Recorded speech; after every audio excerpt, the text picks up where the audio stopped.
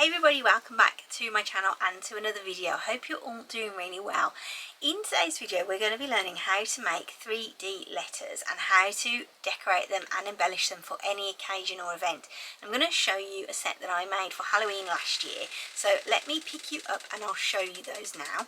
So this is Boo and Spooky that I made last year for Halloween, and I put loads and loads of different little embellishments on them to make them interesting. I used pom-poms on this one. We've got the pumpkin and ghosts and stuff, and then there's more pom-poms on these. I'm going to show you how to do the whole thing from start to finish. So without any further ado, let's get started.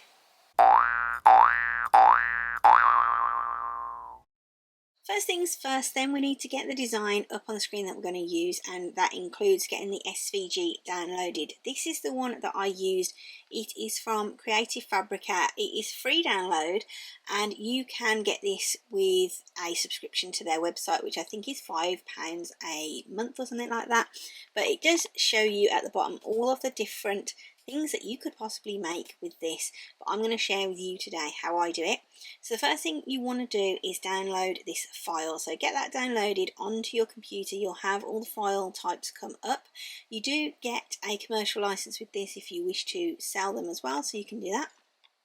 And if you scroll down on here, it does give you all the reviews and stuff. You can post a project that you've made, and it tells you all about the files that you're going to get. You're going to get a DXF, you're going to get SVG, and you're going to get PDF. The only one that we're interested in is SVG. So you need to make sure when you upload that into Cricut Design Space that you do choose the SVG file and not the other two. So let's hop into Design Space now and get started over there. I'm just starting off with a completely blank canvas. I haven't got any of the grid lines or anything on the screen. You don't need those if you don't want them. I just prefer working with a completely blank page. So what you'll need to do now is come over here to upload, click on upload. There's two ways of uploading your file. So you can click on upload image and you can browse your files, or you can just go to Finder and just drag and drop into your box here.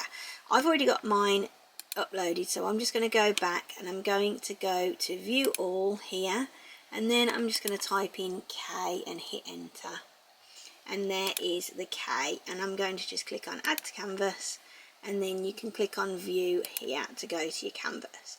So that is your file now on the screen.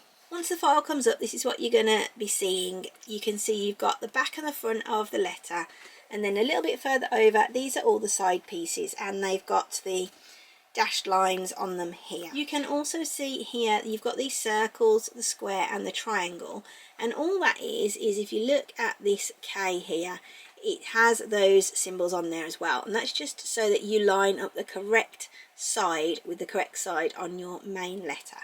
So they're really useful to have. I'm just going to reduce my zoom down to about 50%, and then I'm going to change the colour of my letters to be red, so now they're a little bit easier to see. The first thing that we want to do then is make sure our sizing is correct. If you leave the sizing as it is when you upload the file, it's roughly a 6-inch letter. If you want to make it any bigger, you can do that, but just bear in mind you're going to need bigger sheets of paper to cut them out, and probably a 12 by 24 inch mat. So if you do want to change the size, the best thing to do is get yourself a shape. So grab a basic square, make that square to be the height that you want your letter to be. So if I roughly say 20 centimeters, then I would send that to the back, and then all I'm going to do is line up my letter there. Let's put it in the corner. I'm just going to drag from the bottom there to make that the height that it is. So now those letters are going to be 20 centimeters tall. Ignore this figure here because you've got everything grouped together. That is the size of that whole box all together grouped. So we just need to ignore that and just look at the height of this box versus the letter. I'm going to undo that because I'm going to leave mine as a 6-inch one today. I'm going to just delete that as well. The next thing that we need to do then is make sure that all of our file is attached correctly, and that we're happy with how the fold lines are going to be. So you can see I've got my K here. I'm going to ungroup actually, Now everything on here now is individual. So I've got 1K, I've got my one with the little symbols on it. I need to just drag over that and then attach those. Once that's attached, I can move them to one side. Then these pieces are the side pieces. Now, as you can see, they're not attached here. This is one layer, and these little dashed lines, I suppose they are all separate. So if I go through to make it now, what I'm expecting to see is the 2Ks, and then I'll have these red pieces as well separate, and then I'll have another mat that's just got dashed lines on it. So they are there, as you can see. We want those to be attached onto these pieces. So what we need to do is come back here and we need to attach them. Now what we need to do is just attach those two layers together. So just slide over the two layers there, make sure it's all selected and click on attach. And then just do that for the other two pieces as well. Okie doke. So now we're happy that that is how it's gonna be. Let's just click on make it and just check that that is correct. There we go. So that's all good. I am going to be using A4 sheets of paper today, so I'm going to change that to A4 and just see how that works out. So I'm going to use 2 sheets, which is pretty good. Let's cancel that. So that is the first part of the basic design. I'm going to just group all of that together so it allows me to hide it if necessary. The next thing you want to do is add on your embellishments. So what I do now is just come down here and I'm going to grab that one and I'm going to just duplicate it. And I'm going to just put that down here out the way. These are already grouped, so I can just hide all of that.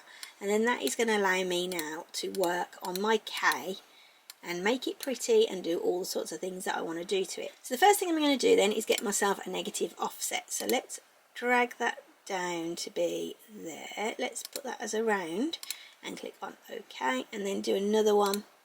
At this stage it doesn't matter what colours you're using because you can change all that afterwards. Then my nephew is a lifesaver, so let's just type in lifeguard and see what comes up in images. We can put a few different things on here. Now this bit is up to you really what you want to do. So you can add things to the canvas, you can put any design on here that you want to. So I'm going to go ahead and do that now. And then once that's all done and I'm happy with the placement, I'm going to start the cutting out. So I'll come back to you once my design's done and we can start doing the making of the project together.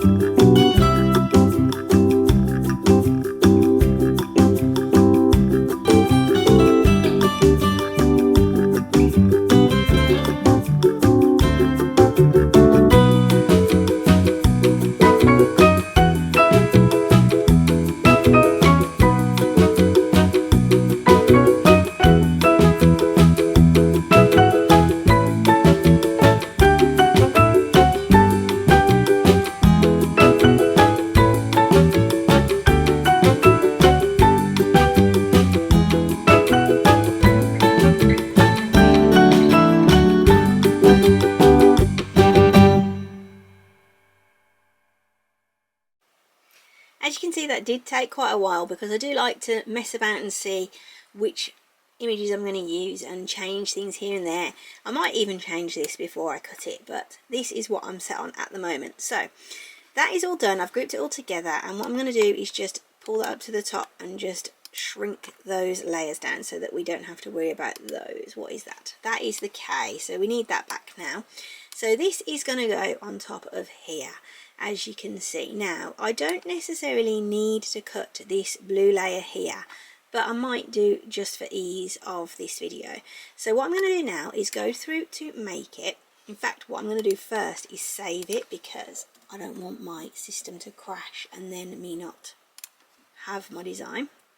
It's always best practice to save as you go along, really, and I very rarely remember to do it myself, so I've done it now.